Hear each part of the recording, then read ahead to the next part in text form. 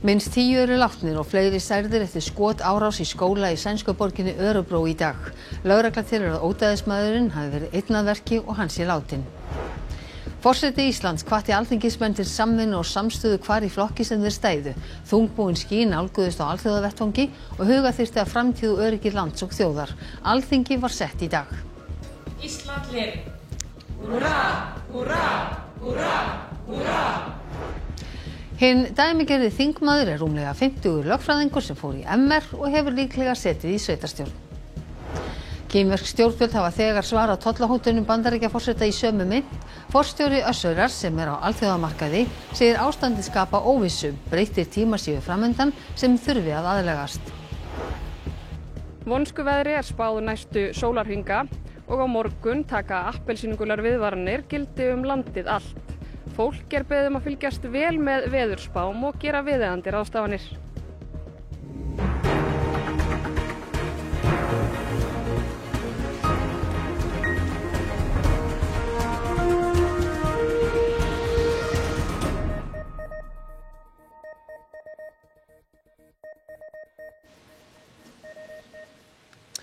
Komiði sæl.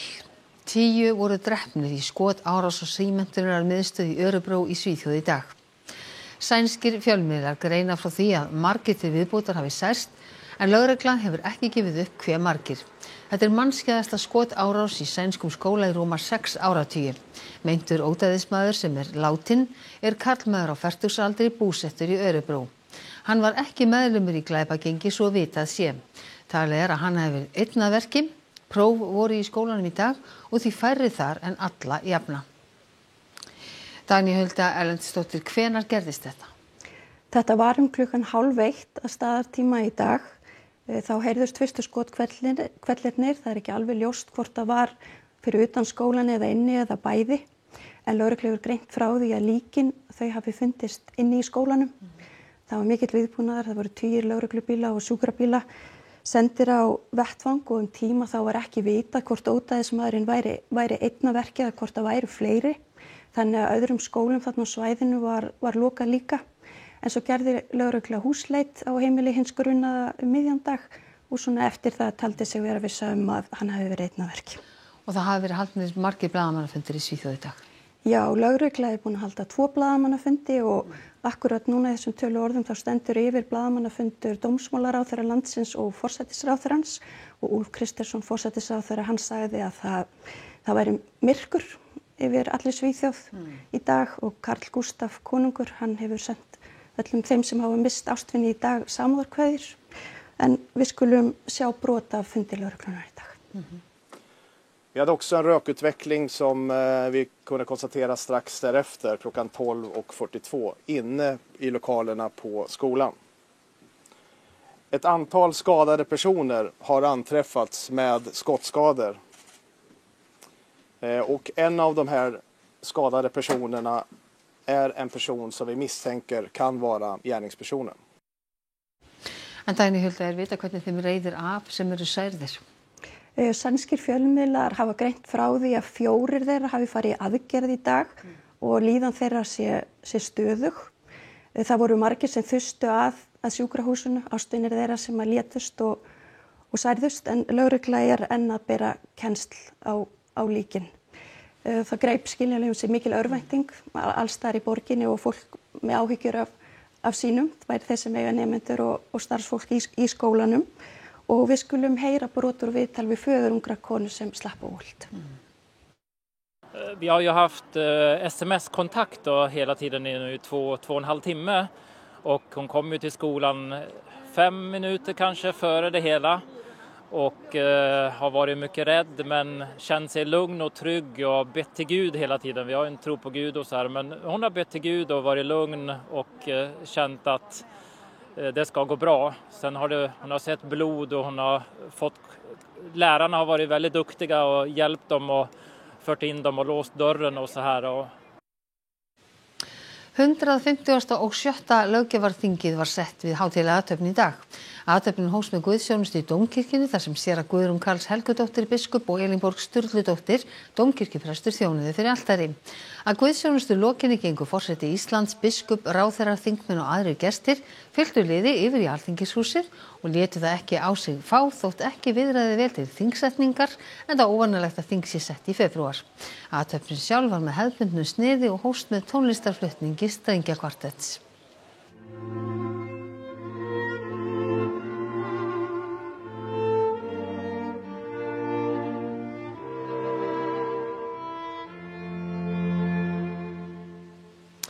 Því næst setti Halla Tómasdóttir forseti Íslands Alþingi formlega og ávarpaði samkomuna.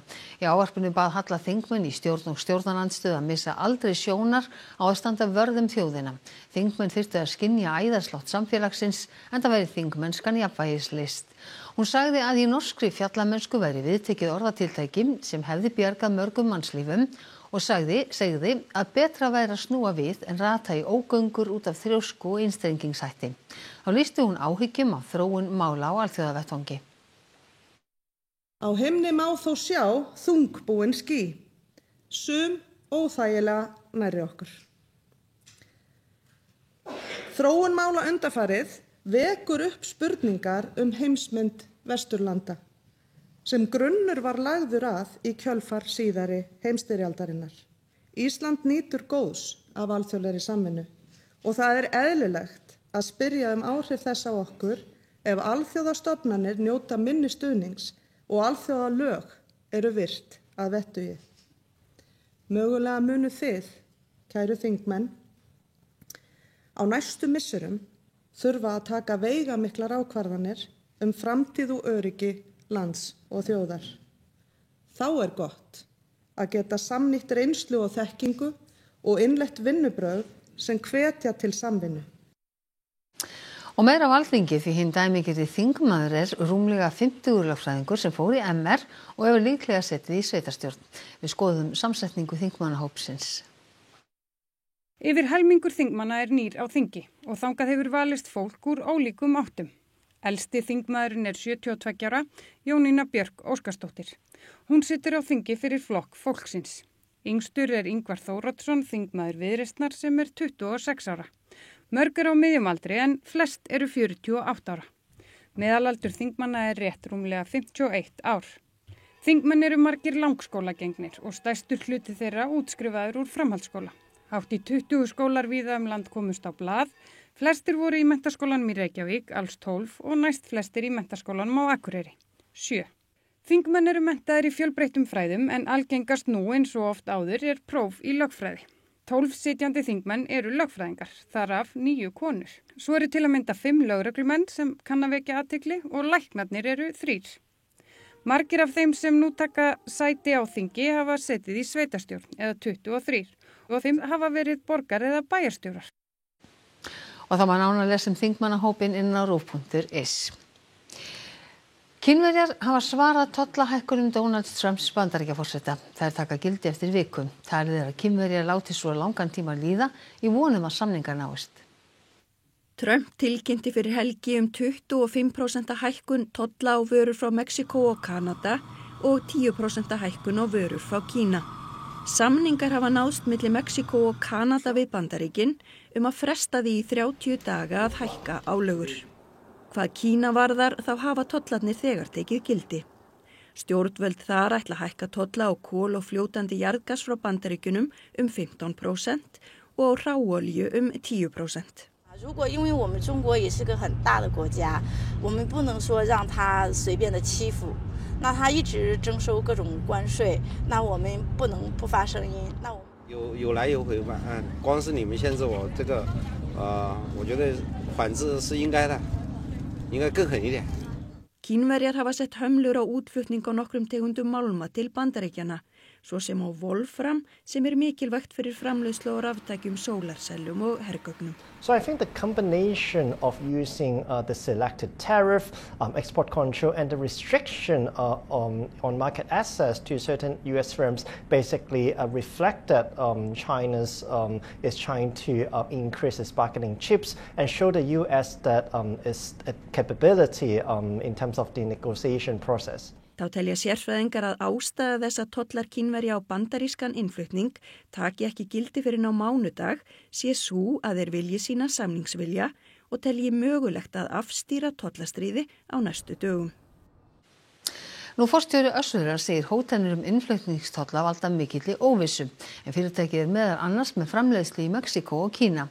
Hann segir að svo virði sem breyttir tímar séu framundan í alþjóðaviðskiptum.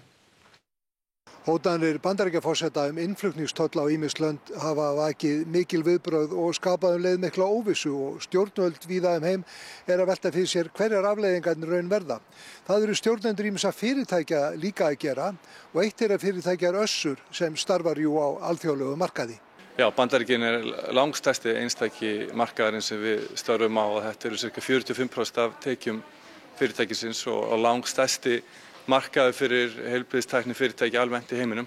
Bandaríkjamarkaður fyrir vörur eins og Össurar er 800 milljónir dala. Össur er með fjórðungshlutdeild, 200 milljónir eða 28 milljarða króna. Fyrir utan Ísland er Össur líka með framleiðslu í Mexíkó og einnig í Kína, en bæði þessi lönd eru meðal þeirra sem aðgerðir Bandaríkjaforseta beinast sérstaklega að. Þetta snertir okkur beint og veldur mikilli óvissu. Nú erum við að birta ársupgjör á morgun og það hefur farið heilmikil púður í það að reyna síðustu misserinn að reyna átt okkur á því hvaða breytingar þetta mun hafi för með sér og hvernig við sem alþjóðlegt fyrirtæki aðlögum okkur að þessu öllu saman. Við það bæti síðan að búið að hóta að setja toll á innflutning frá Evrópusambandinu til Bandaríkjanna og ESB mun væntanlega bregðast við á sama hátt. Sviðsstjóri hjá samtökum iðnaðarins sagði í hádegisfréttum að það gæti þýtt tolla á íslenska vöru til sambandsins þar sem Ísland er ekki tollabandalagi þess. Sveinn segir þetta flækja málið enn frekar. Það var síðan ekki til að draga úr óvissunni að aðgerðum gegn Mexíkó var frestað mánuð. En við virðum samt sem áður vera að fara inn í aðeins breytta tíma hvað þetta varðar og alþjóðleg fyrirtæki þurfa að aðlaga sig einfallega breyttum aðstæðum en ég held að verði ekki hjá því komist að allavega í okkar geira að heilbrigðiskostnaður mun mögulega aukast og flest heilbrigðiskerfi að eiga við ákveðin vandræði sem tengjast bara auknum kostnaði, öldrun og svo framvegis. Þannig að þetta held ég að hljóta að hafa það í för með sér. Það verður minni skilvirkni í öllu kerfinu en þetta er bara eitthvað sem við þurfum að aðlaga okkur á og við munum gera það. Ekki hefur verið boðað til fundar í deilu kennara ríkis og sveitarfélaga hjá ríkissáttasemjara. Verkföll hófust í 21 leik- og grunnskóla í gær og framhaldsskólakennarar greiða atkvæði fram á morgun í nokkrum skólum. Niðurstaða á að liggja fyrir síðdegi sama dag. Verði þau samþykkt eiga þau að hefjast í lok febrúar. Fyrirtækja lögmæti til verkfallanna verður í félagsdómi í fyrramálið. Æðstu stjórnendur opinberrar stofnunar útvistuðu lögbundnum verkefnum hennar að hluta til fyrirtækis í eigu annars þeirra. Ingólfur Bjarni Sigfússon, við fluttum þá frétt að hluta til, fyrir eftir jólin 2021. En Kveikur búin að vera að skoða þetta, það ekki síðan? Jú, kannski ekki alveg samfellt síðan, en það var meðal annars eftirgrennslan okkar þarna rétt fyrir jól 2021 sem var þess valdandi að málið komst yfir höfuð upp á yfirborðið. Þetta voru sem sagt 2 æðstu stjórnendur innheimtustofnunar sveitarfélaga sem höfðu samið svona við sjálfan sig. Þegar að stjórnin komst að þessu, stjórn þessara stofnunar, þá bar hún við trúnaðarbresti, sagði af sér. Nokkrum mánuðum síðar voru stjórnendurnir reknir, ný stjórn skipuð og hún fékk það hlutverk að reyna að komast að því hvað var eiginlega að vera. Og hvað var eiginlega að vera? Já, það er stóra spurningin. Ef þú spyr þessa 2 stjórnendur þá segja þeir, hún reyndar ekki vilja segja mikið til þessa en töluðu aðeins við okkur og segja þetta var allt í himnalagi, þetta var bara allt í góðu og gert stofnununni til hagsbóta. Ef að segja þeir séu nú svona svolítið einmana í þeirri skoðun og skýringu. Aldís Hilmarsdóttir formaður stjórnarinnar sem fekk það hlutverk að komast í botns í því hvað var að vera og hún fyrir ekkert afgerandi í sinni afstöðu og lýsinga á því af hverju þessi útvistun gekk ekki. Þetta er lögbundið hlutverk stofnunarinnar að innheimta af meðal skuldurum og eða launagreiðendum þeirra. og ríkisstofnun eða sveitarfélagsstofnun getur ekkert útvistað þeim nema það sé heimilt fyrir því. Það kom mjög fljótt í ljós og blasti við í gögnunum málsins að það hefði ekki allir fjármunir runnið til innheimtustofnunar sveitarfélaga. Og einnig að það virðist hafa verið tekin þóknun. Og það eru nánar fjalla þetta í Kveik í kvöld strax að loknum Kastljósi klukkan 7:05. Ný ríkisstjórn var kynnt í Noregi í dag eftir að samstarfi var slitið í síðustu viku. Jens Stoltenberg snýr aftur í norsk stjórnmál og nú sem fjármálaráðherra. Ríkisstjórn Verkamannaflokksins og Miðflokksins var slitið vegna ágreinings tilskipanir orkumál frá Evrópusambandinu. Verkamannaflokkurinn einn í minnihlutastjórn þar til gengi verður til kosninga í haust. Her det noen nye ansikter, noen kjente ansikter og noen veldig kjente ansikter. Þekktastur án efa Jens Stoltenberg sem var leiðtogi Verkamannaflokksins á undan Störe. Hann var fyrst forsætisráðherra 2000 til 2001. Stoltenberg sem 41 árs gamall yngsti forsætisráðherra í sögu Noregs. Hann sonur Thorvalds Stoltenbergs fyrrum utanríkisráðherra Noregs. Og svo aftur 2005 til 2013. 2014 var hann framkvæmdastjóri í NATO. Hann ætlaði að hætta 2022 og var ráðinn seðlabankastjóri Noregs. Það gekk hins vegar tilbaka. Stoltenberg var beðinn að halda áfram hjá NATO þegar Rússar réðust inn í Úkraínu. Hann hagfræðingur að mennt og vann áður hjá norsku hagstofunni. Han jo en politiker som jeg tror de fleste av oss respekterer. Men det klart at folk får ikke bedre råd automatisk av at Jens Stoltenberg blir finansminister. Han en flink og kjent politiker, men det den samme politikken, både med uforutsigbarhet for næringslivet og at vanlige familier opplever å ha dårligere råd enn de har hatt på mange år. Men jeg tror det vi kan I hvert fall si at det jo godt å få inn en kompetent finansminister nå etter 3,5 år. Det I hvert fall en forskjell fra sånn som det har vært tidligere. Spektakulært navn med Jens Stoltenberg som kommer tilbake I norsk politikk, som villaksen som finner tilbake I elva. Så det interessant. Så får vi se om de klarer å levere politikk. Det jo det som det derfor de der. Björgólfur Guðmundsson, kaupsýslumaður og fyrrverandi formaður bankaráðs Landsbankans látin 84 ára að aldri. Björgólfur fæddist 2. janúar 1941, sonur Guðmundar Péturs Ólafssonar og Kristínar Davíðsdóttur. Hann gekk í verslunarskólann og hóf nám í lögfræðin hætti eftir 2 ár. Hann var virkur í ungliðahreyfingum Sjálfstæðisflokksins en var ráðinn framkvæmdastjóri Hafskips 1977 sem varð gjaldþrota á 9. áratugnum. Björgólfur fór til Rússlands árið 1993 og stofnaði drykkjarvöruverksmiðjuna Bravo Brewery ásamt syni sínum Björgólfi Tór og Magnúsi Þorsteinssyni. Þeir seldu verksmiðjuna nokkrum árum síðar til Heineken fyrir $400 milljónir. Björgólfur var síðar í forsvari fyrir Samson-hópinn sem keypti 45,8% hlut í Landsbankanum á 12,3 milljarða. Síðar kom í ljós að hluti kaupverðsins var fjármagnaður með láni frá Búnaðarbankanum en Björgólfur sat í stjórn Landsbankans fram að bankahruni. Þeir feðgar voru umsvifamiklir í íslensku viðskiptalífi og var Björgólfur sæmdur fálkaorðunni árið 2005. Árið 2006 stóð hann á bak við kaup Eggerts Magnússonar á enska úrvalsdeildarliðinu West Ham. Eftir bankahrunið var Björgólfur gagnrýndur fyrir starfsemi Landsbankans og tengsl við skattaskjól og var að eigin ósk úrskurðaður gjaldþrota árið 2009. Eiginkona Björgólfs, Þóra Hallgrímsson, lést árið 2020. Þau áttu samtals 5 börn.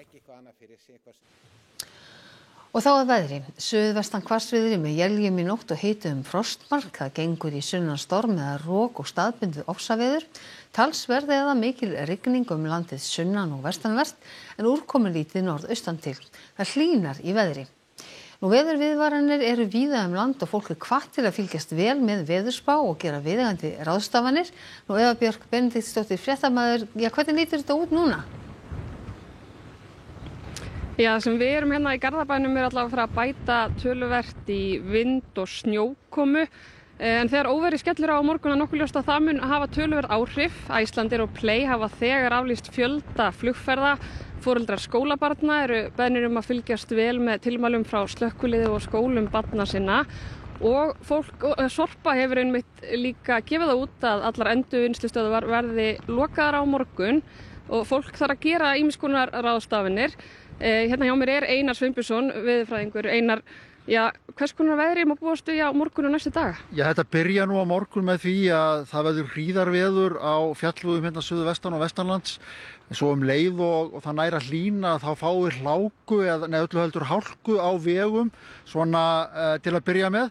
En hlýja lofti því vex ásmegin og það verður ansi hvass vindstrengur í fjallahæð sem nær til alls landsins þegar að líður á daginn og fjöllin rífa í þennan streng þannig að það eru og þau senda sviftivinda niður á láglendið og sérstaklega hlémegin eins og fyrir norðan og austan og þar mun þessi vindur standa meira og minna fram á fimmtudaginn. Og menn þurfa aðgæta vel að sér þar sérstaklega á Austfjörðum en eins víða fyrir norðan, bæði upp á samgöngur að gera en líka bara foktjón almennt. Þetta það stríður og sterkur vindur. Sko, er hætta af einhvers konar flóðum eða vatnstjóni? Svo það hitt sem í þessu, það fylgir þessu mikil rigning, sérstaklega á suður- og suðausturlandi og það verður það má alveg reikna með því að þar verði vatnavextir og eins af hálendinu sunnanverðu, kannski ekki hér suðvestanlands í sama mæli og væri í síðustu viku því að það hefur tekið upp mestallan snjó, en hins vegar má alveg gera ráð fyrir því að þessu fylgir líka grjóthrun úr fjöllum, kannski ekki beint flóðahætta en það losnar grjótið og það verða talsverðir vatnavextir meðan á þessu stendur. Takk fyrir það Einar. Og það verður auðvitað fjalla nánar veðrið í veðurfréttum að loknum fréttum en við hvetjum fólk bara til að fylgjast vel með og fara varlega. Við tökum undir það Eva Björk Benediktsdóttir, takk kærlega fyrir það. En Urður, hvað ætlið þið að bjóða upp á í Kastljósi kvöldsins? Það ekki mjög vorlegt í dag en við ætlum að fara yfir vorþingið framundan og þingmálaskrá nýrrar ríkisstjórnar sem var kynnt í gær. Gestur Kastljósi kvöld Kristrún Frostadóttir, forsætisráðherra. Svo í lok þáttar þá ætlum við að hitta tvo vini sem leituðu draum sinn rætast að fara í rekstur saman og þeir stofnuðu steinsmiði eða keyptu steinsmiði án þess þó að vita neitt steinsmiði. Frábært, takk fyrir þetta Urður, missum ekki að Kastljósinu en nú ætlar Þorkell Gunnar Sigurbjörnsson að segja okkur hvað verður í íþróttafréttum í kvöld. Alþjóða knattspyrnusambandið hefur dæmt Fram og Gróttu í félagaskiptabann. Útlit þó fyrir að liðin geti losað sig úr banni með því að gera upp vangoldin laun. Knattspyrnu orð hafa þróast mikið frá útgáfu knattspyrnulagana árið 1907. Þá gátu fótboltamenn til dæmis orðið áhliða óvinamegin. Og spænsk kona komin vel á veg með að hlaupa 7 maraþon í 7 heimsálfum á 7 dögum. Íþróttir hér eftir fréttir. Og það var helst í þessum fréttatíma að minnst 10 eru látnir og fleiri særðir eftir skotárás í skóla í sænsku borginni Örebro í dag. Forsætisráðherrann segir myrkur yfir öllu landinu. Forseti Íslands hvatti alþingismenn til samvinnu og samstöðu hvar í flokki sem þeir stæðu. Þungbúin ský nálguðust á alþjóðavettvangi hugatýrta framtíð og öryggi lands og þjóðar. Alþingi var sett í dag. Ísland lifi. Húrra, húrra, húrra, húrra. Hinn dæmigerði þingmaður rúmlega 50 lögfræðingur sem fór í MR og hefur líklega setið í sveitarstjórn. Kínversk stjórnvöld hafa þegar svarað tollahótelum Bandaríkjaforseta í sömu mynt. Forstjóri Össurar sem á alþjóðamarkaði segir ástandið skapa óvissu. Breyttir tímar séu framundan sem þurfi að aðlagast. Þessum fréttatíma að ljúka og það komið að íþróttum, veðri og Kastljósi og svo minnum við á Kveik sem hefst klukkan 20:05. Næstu fréttatímar í útvarpi og sjónvarpi klukkan 10 í kvöld. Nýjustu fréttir má alltaf finna inn á ruv.is en við á fréttastofunni við ætlum að segja þetta gott að sinni. Verið sæl.